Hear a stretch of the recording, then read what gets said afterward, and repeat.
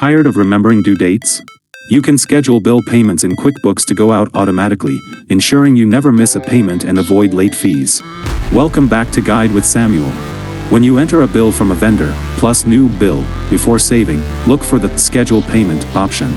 You can schedule it for the due date. The bill will move to the Scheduled list in the Pay Bills section. On the due date, QuickBooks will remind you, or if you've connected Online Bill Pay, it can send the payment electronically. My crucial pro tip? Use the Checks to Print method for control. For ultimate control, schedule the payments but set the method to Check. This puts them in a queue for you to print and mail, or send via your bank's bill pay, in a batch once a week. You maintain oversight while automating the reminder. Take the forgetfulness out of accounts payable. Do you trust full autopay for bills, or do you prefer a review step? For more guides on financial automation, hit subscribe. Thanks for watching.